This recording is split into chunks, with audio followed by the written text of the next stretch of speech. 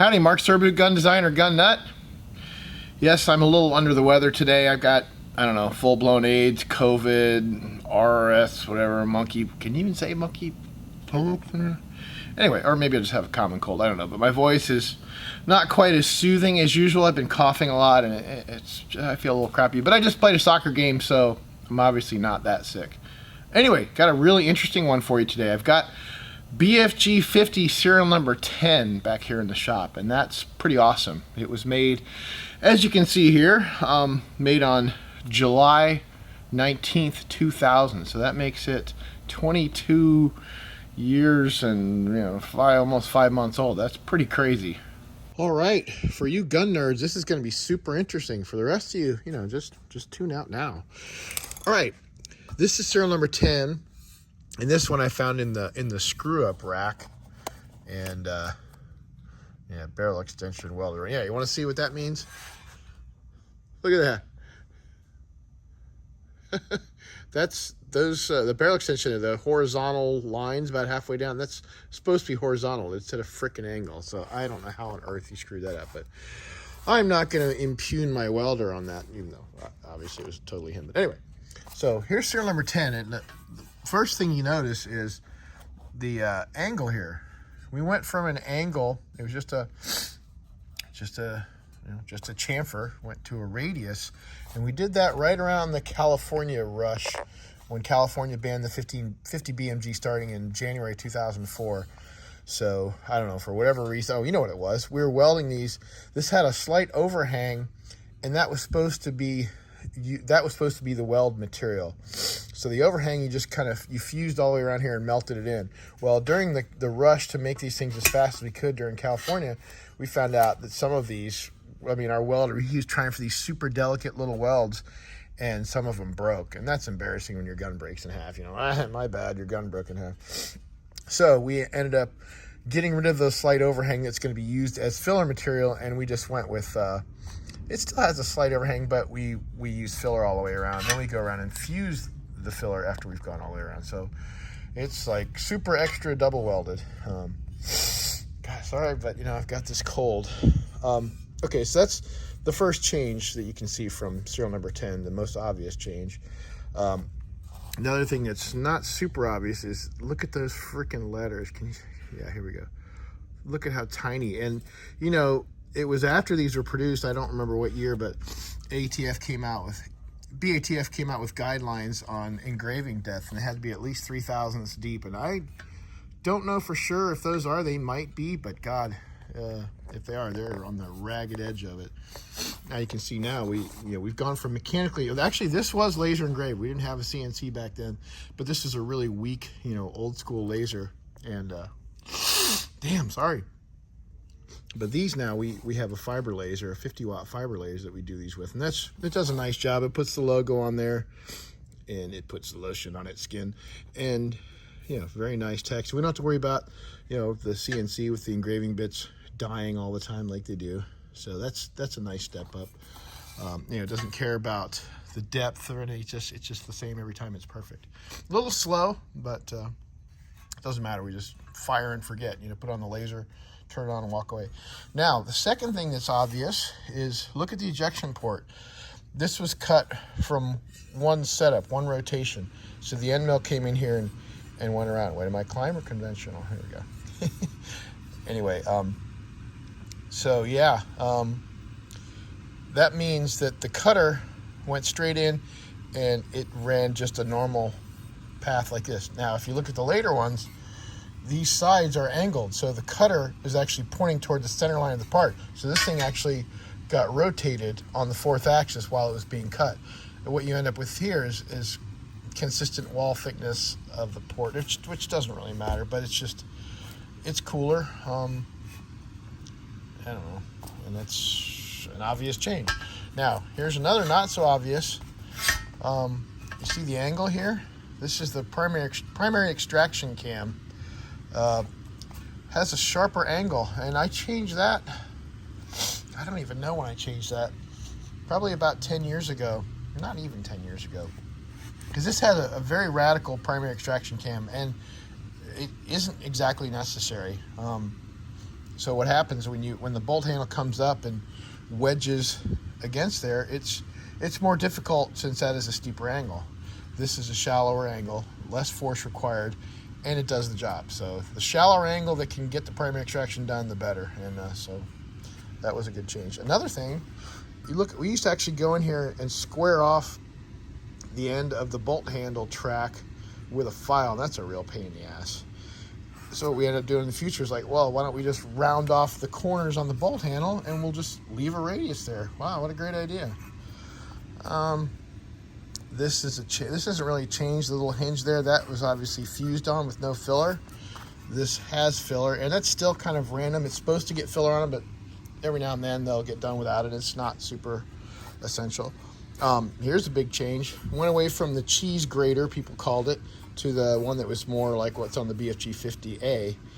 And, you know, people made fun of me for this. It's a terrible pattern. It looks all random. But in my mind, it was actually not so random. You kind of have a bouncing ball. It comes down, and then it goes up, down, up, down. The problem was you've got a triangle with three sides, none of them equal. It's hard to get. It's impossible to get holes lined up on all sides that will be symmetric across every edge. So anyway, it gets the weird look, and it's gone now. People bitched about it. We actually had someone pay a lot of extra money to get us to make one and just leave the holes out. They just wanted it solid. Anyway, okay, sure, whatever. But this is nice because these are actually, you know what's funny is this looks like the BFG-50A, but because of the spacing required for this little tube where the butt pad comes down and screws into it, it's just a little off. So we've got the RN50 and the 50A use the same exact one, and the BFG-50 uses the one that's different. It's like, God dang it. You like to have parts commonality if you can get it, but you can't always get it. And speaking of parts commonality, here's something that was done just for the purpose of parts commonality, no other reason. This is the original rear lug for the BFG-50, and once the BFG-50A came along, this is the rear lug for it. And you all might notice that this doesn't have a chamfer on the back edge, and this one does. Well, this will help you manufacturers out who may not know this, but this part is actually called out with a really tight tolerance from the center line of the hole to the flat on this surface, but from the center line of the hole to this surface, it doesn't have a very tight tolerance. So you want to make sure that you're using putting the right surface on there when you weld it. So when you've got this here, it's very obvious, like, oh yeah, the chamfer is supposed to be down and exposed. So that's a really easy way to find it, because otherwise we used to have to look on there and look for the machine surface, and it was a pain in the ass. So sometimes it's nice to do little tricks like that just to make it easy for assembly. And I guess this was the same reason, just as far as getting the orientation front or rear. I don't know if it matters that much. But yeah, you could have put this upside down too, sure, same thing. But anyway, yeah, that's a BFG-50A part that was later modified to go on the BFG-50. Let's see what else we've got. Okay, the original scope base was, I can't even remember what the number is, but I think it was, I want to say 10 gauge? No, it's not 10 gauge. Maybe 12 gauge material. Well, I'm not going to go whip out my calipers, but we later changed to a thinner gauge. You can see the holes tend to get pulled into the bend on the thicker material, and there was no reason. I mean, these things are stout as hell, and these are stout as hell, even with a much thinner material. I think this is 16 gauge, but I wouldn't swear to that either. And now this is interesting that the original guns, in fact, let me go show you. This is interesting. On the original guns, I had this great idea to save money. Well, we're going to leave out some of those cross cuts because we don't need them. The scope mounts go here and here. That was idiot thought number one. Idiot thought number two is that these patterns are not continuous. Like, this isn't like a set distance here, here, here, here, and then imaginary here, here, here, and it just continues on. No, this pattern was dimensioned from like this end, and this was from this end. It wasn't continuous, and then just leave some out. So it's just dumb, because if you had a scope that was lined up on a normal Picatinny rail and then you try to put it on here or vice versa, it wouldn't work. So anyway, dumb. And this also was steel, and the original ones were 1018 steel, and welded. You can see where I ended up chopping that off of there, because that was another thing. It was welded on, and if it was out of alignment at all, there's no changing it. So I cut that off myself very skillfully with a expensive Harbor Freight cutoff wheel. And I took it and I stuck it in the machine, machined it off, drilled the holes. So now we can use what we currently use, which is a 7075 aluminum base. And you guys are lucky. I don't usually talk about materials. So you guys better be writing this stuff down. This is important. Now, actually, what's interesting too is we went from 1018, which 1018 you can get pretty much any freaking rectangle you want, 1/2 inch by 7/8, 3/4, whatever, all kinds of rectangles. Well, we went to 12L14 because, hey, we still wanted steel, but we wanted the most machinable steel on the planet. But that stuff only comes in rounds. So if you look at a certain range of these, they're actually bolted on. They weren't welded anymore because, if you know, 12L14 welds like dog shit. And so these were, I think they had continuous cuts on them, and you'd see a little hole in one end where the center went in, because we did them on the 4th axis, and it was such a pain to make. Actually having a piece around, machining all the sides, and then facing them off. Oh, it was a nightmare. Now they're 7075 aluminum, and we make them very efficiently and very quickly, and a great job, and we gauge them, and they're all perfect. Anyway, that's the kind of stuff you learn over 20-something years. So that was a big change. He wanted an updated scope base. So this is getting chucked into the, I don't know, the museum bin. Now here's a huge difference, and it's very obvious. This is the gigantic Bipod block that we used to have on here. And obviously we went to a Picatinny rail many years down the road. This original one, you had a M60, in fact, let's go look at it. Well, I don't know where those damn lugs are, but so this is made for the M60 style bipod. The original guns that we had were designed around an M60 style. So I had to have instead of the bipod actually mounts on the barrel on the M60 machine gun. So we had this little lug that simulated the diameter of the barrel. And it was kind of cool. And I had these little cross holes that were supposed to be for some kind of mount that I never ever made. But it makes it look semi-cool. It kind of breaks up the otherwise complete slab look of this thing. And it was, these are nice parts, but they're just this giant bulky thing, and they don't interface to anything. And it's not my favorite welding on there. It got some nice tits on there, but whatever. So yeah, now we've got a much nicer way to go here. And this is another part that's common with the BFG-50A, except that these have to get a radius cut on them to mount to here, because the 50A goes, here we go, it goes on a flat. So they start off flat and they get a radius cut. Now, of course, the newer ones with the new handguard, they're completely different. And so we won't have these anymore without a radius. They'll only be for the BFG-50. Another difference, you can almost see the color difference. Yeah, this is dark. This pretty much matches here, and this is much lighter. And you also see that there's a diameter difference. Well, way back when, we didn't used to machine the outside diameter of drawn tubing. This is seamless 4130 tubing. There you go, another giving away the farm here, telling you materials. Of course, any idiot could imagine it's either that or 1020 DOM. But so we didn't turn the outside diameters. Now, basically, every time I use tubing, I will machine the oxide layer off. Now, I'm not going to tell you how much I take off, but this has had it done, and of course, this is made to match that diameter. And so you can see it's almost, perfect match as far as diameters. But these do not match.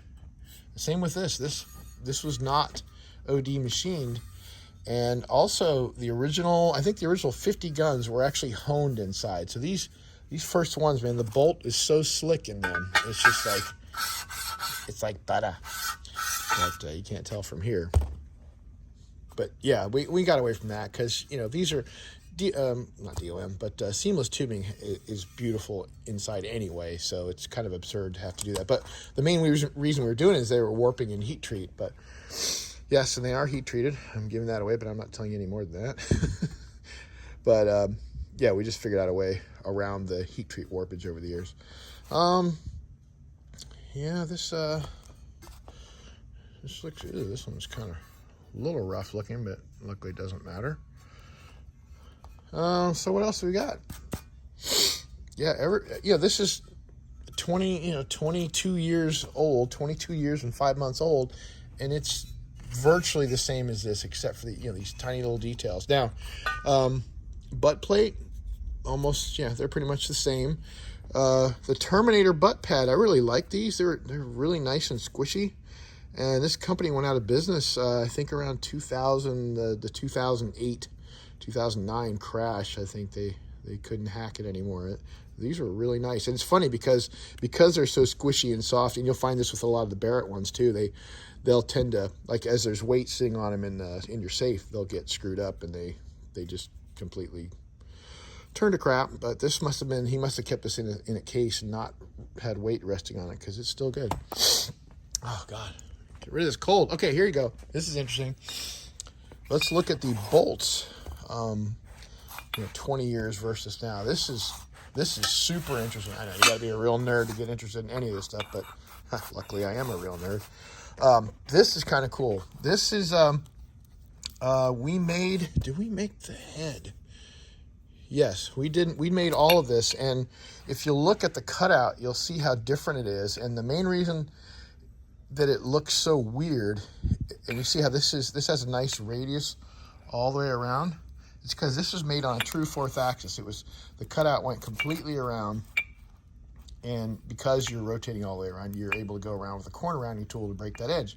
Well, here, this sucker was done on not a 4th axis, but I don't even know what the hell you call it, but I'm not going to go look it up and tell you. But it's just a rotational fixture. You could, like this one, we machined a pocket in this rotation, and then we rotated it, I don't know, some amount, and then did this other pattern, and the two met up, and it made a decent enough transition. You can actually see the transition there.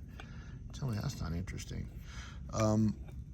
So when this goes to cock the hammer back, when you rotate this, it's a nice continuous edge here that does it. But it's not as nice as having the full 4th axis with a nice radius here. This is a much nicer way to do it, mostly for the deburring, because these had to be hand deburred, and that's a pain in the ass.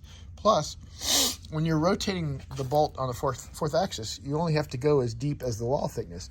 On here, look how much deeper you had to go than the wall thickness to get all the way in there. So it's a lot more machining time for something that's not even as good a result. So that's a big difference, switching to 4th axis. Another thing we figured out over the years was, you see the newer bolt lacks the little hole here. It's like, oh, this was a cross pin, and this is an original cross pin. It's just got a roll pin in there. It's just a 3/32 diameter little roll pin. And that was totally fine to retain the firing pin in almost every case, except, and to this day we don't know why for sure, but every now and then someone will get their firing pin blown out. Well, in the old days, like, hey, my firing pin blew out of the gun. And not only did it blow out of the gun, but it blew back with enough force that the firing pin would recock the hammer, smack it back inside the trigger group, and bend the pivot pin, and sometimes mess up the trigger as well. So it did a lot of damage. And not only that, the firing pin itself would end up inside the receiver, way back here, smacked against here, and it end up all bent up. And that's a alloy steel, hardened firing pin. What kind of velocity did it have to get launched with to do all that? To break the cross pin, recock the hammer, break a bunch of shit, and then get pretzeled inside the receiver. That's pretty amazing. And I think it's from, you get rounds that are just a little bit short, and they hammer over the time that the thing goes off, which is, a couple milliseconds. So it's, I guess it's a hell of an impact load. So that's interesting. So we went from just a standard roll pin to a groove pin. You mechanics know about groove pins. And that, obviously, you've got way more meat on there. And so we thought, we're never going to break these again. But sure enough, even the groove pins got screwed. So we're like, you know what? Screw you. And now we've got we went, let me see if I can focus on that. Yeah, we just went with a threaded in firing pin retainer, and problem solved. You're never gonna shoot through that sucker. And then what's funny, these have a spring return, even though it's a single shot. Why on earth do you need a spring return firing pin on a single shot? The only reason, folks, and you're getting it from the horse's mouth, is that if you ever have one of these sitting around for centuries or whatever, and it rusts, it'll rust in the safe position, you know, so you won't have to worry about shoving the thing forward and having a firing pin protruding and it's rusted in place, so you touch off the round as you're chambering. So that's the only reason.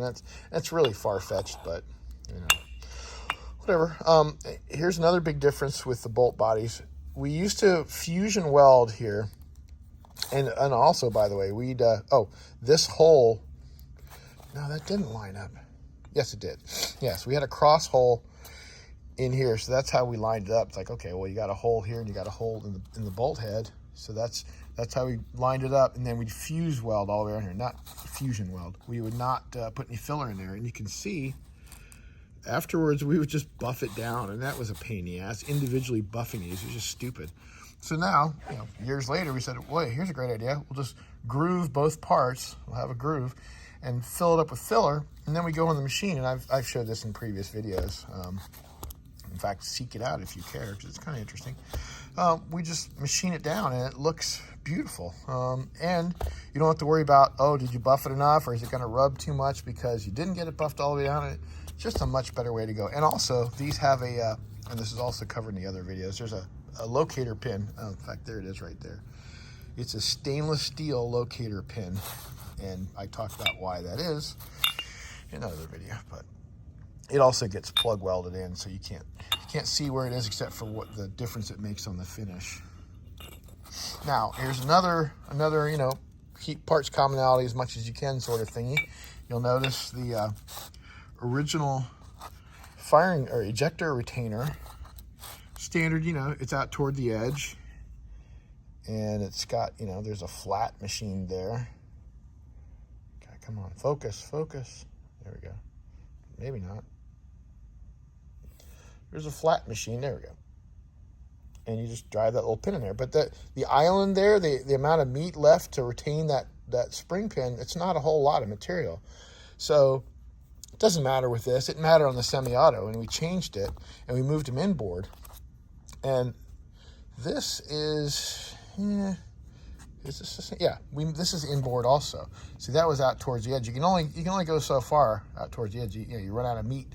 But as you go inboard, you get a lot more. So this, look how much the distance is from one hole to the other here. It's a much longer engagement of that roll pin. And it's funny because I hadn't seen it done anywhere. And you notice we don't have to machine the flat anymore either. That's just drilled and countersunk. So it's a lot easier than having to take an end mill and machine a little flat on either side, as traditionally has been done. So I said, well, what the hell, just drill and center drill in there and knock that sucker in, and you got way more material for it to grip on. So that was kind of neat. And over time, we changed the location. You can see how close this is to the lug surface, and this is considerably farther away. This is actually using a BFG-50 ejector. So after the fact, you know, the older gun had to get updated to take the newer gun's ejector. But again, now it's parts commonality. We get these made for both of our guns that have these spring-loaded ejectors, so that's cool. Extractor never changed. What did change is I don't know.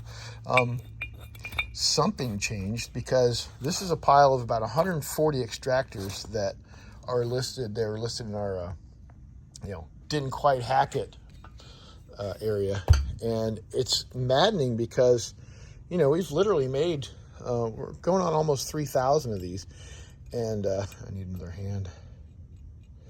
But what we found is sometimes, like, they'll go in this way, and then you go to turn it around, and it won't go the other way. Now this will, because I freaking filed on it for like 10 minutes, which is just stupid.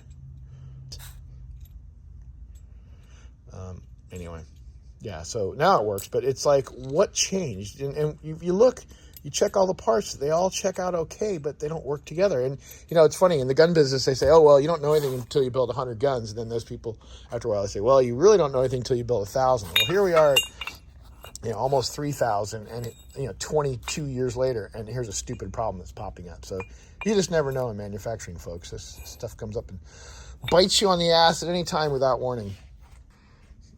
All right, here's one of the last changes, the last differences in these guns. So instead of saying, hey, I don't want to go through all the trouble of threading in here like the new ones are. Oh, nice oil in there. Disgusting. Yeah, the new ones are all threaded. I said, well, geez, we'll just shove this in there and put it in with a screw, you know, thread it hole. And that's just, and we put it in with the cylindrical retaining Loctite, not the thread locker, but the green stuff. And it works okay. But it, you know, this thing it's a closeout. It really could have been plastic. It's just cosmetic. But ever since, we've been making them, you know, threading in there. And of course, you got to see these things. I mean, look at this. It's like a work of art for something that, again, it's cosmetic. This, I don't know. It's kind of cool. It's fun to do beautiful machining, but nobody's ever going to see the machine surfaces inside of there. It's like, you know, I like nicely machined stuff, but this, again, this could just be plastic and they could be crapped out. And of course, yeah, you'll go, oh, my crappy gun's got plastic on it. But you know what's stupid is we make these things. We've been making these for, you know, 20-something years. Hey, should we play that drinking game where every time I say years, you get a drink? But this fits, and this is supposed to be a very loose thread because, you know, cosmetic. And so it's loose, but you tighten it up, snug it up, it's fine. It's absolutely fine. But it's not like super precise fit, you know. But over the years, somehow, like a machinist will grab one of these to use for a gauge because it is a very weird thread, and we never got a proper thread gauge for it. So he'll get one of these that's lying around, and of course it'll be one that's made like the loosest, and he'll make all these to fit this. And then once we got to put the guns together, none of these fit. So we got to make a run of these that are super loose, and then they use those to make the next. It was so stupid for years. So we finally made a thread standard.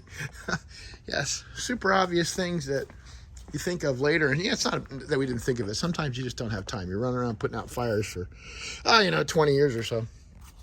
Here's another difference. The very first BFG-50s had completely machined trigger groups, and they had press fit dowel pins, and they have a light press on one side and a harder press on the other side. So that's kind of neat. But man, this is a lot of work. You know, this is done by a real CNC shop. We didn't have CNCs at the time, so these were the first generation. Oh, and these were pressed in as well. The original, these were just, they weren't dowel pins because they don't make dowel pins that are 5/32 diameter. So those were just some kind of, I don't even think we used heat treated pins. We just had drill rod parted off, and kind of neat, but kind of overkill. From there we went to cast steel, and these guys, funny, the first guys who machined these says, are you sure you don't want to make these out of aluminum? I'm like, no, there's a 50 cal, I can't use aluminum. But later on we used cast steel, and that was a nightmare because castings, you know, especially when you got walls this thin, they kind of warped, and they were such a pain to get right. And then years later I'm like, you know what, why don't we just go with aluminum? And sure enough, we did. And 7075, wait, is it 7075? Don't think so, actually. But the nightmare of these was that we had so many employees who just couldn't figure out how to thread a fucking screw in there, and they just stripped a lot of these. That's why these are sitting here. I have to go back and re-tap them. And then they just put a tag on them. Oh, this is screwed up. I find like dozens of these. Like, you guys, these are serious money. I can't talk because of my sickness. Anyway. So interesting, old school A2 grip. We finally went away from that many years later. Another change, I think this might be the last change. We used to use, these are not ball bearings because ball bearings are super case hardened and crazy you can't drill through them. So they're just balls. We got them from this place called Ball Tech or something. And I think the original ones just got welded on there. In fact, they could have been ball bearings, but the subsequent ones, we actually drilled and tapped the ball, and they got threaded on here. Just crazy amounts of work. And you can see this has the flat going into there, and the later ones have a radius on there. But otherwise, they're pretty close. Maybe I can compare the difference here. Oh no, this isn't the very last change. Yeah. Yeah, see, actually, after a while, I went to a little drum instead of a ball. But yeah, you can see there's a radius there. Like, why on earth should you have to square it off? Now you got this radius, so it has clearance. But yeah, this is all made of one piece now, but same dimensionally. Now, this angle right here had to change. I don't know if you can actually see that. But the angle had to change because the primary extraction cam changed, right? So, yeah. Yeah, you can't tell too easily here, but trust me on this, folks.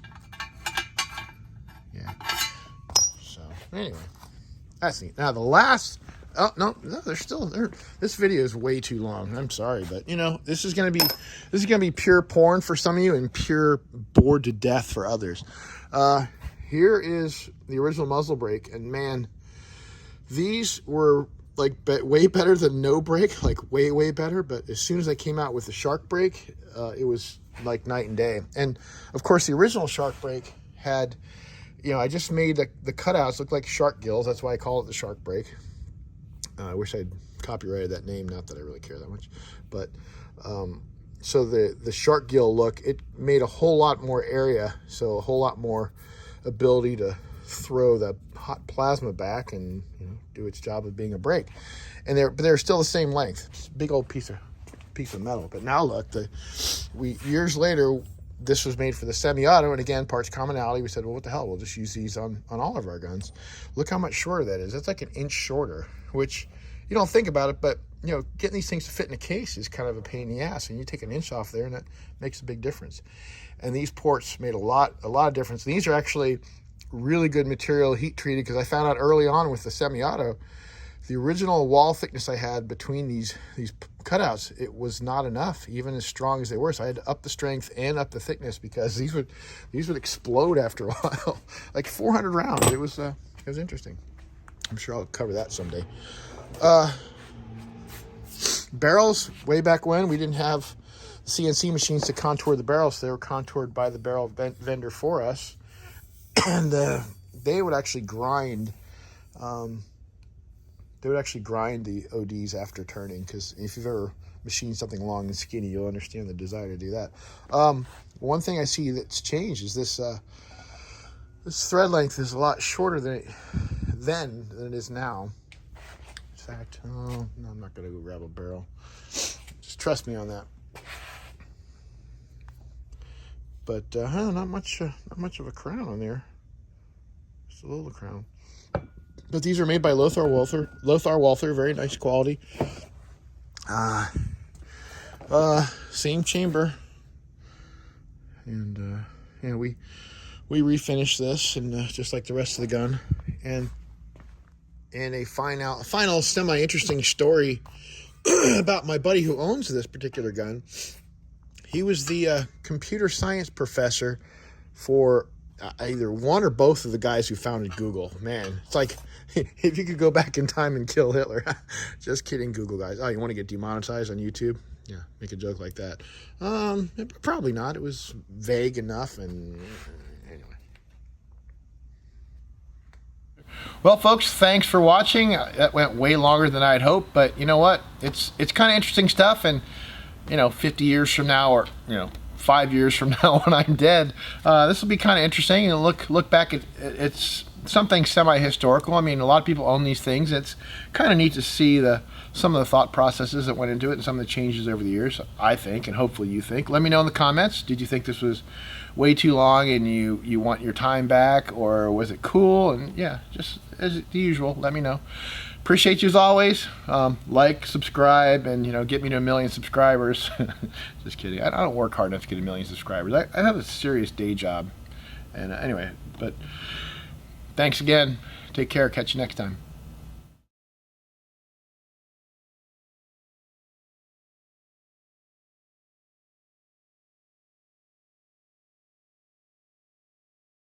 Con la vaina, yo te ayudo a pagar eso, pero, o sea, obviamente, y ellos hacen un plan de pago y verga, pero this kind of shit I gotta deal with.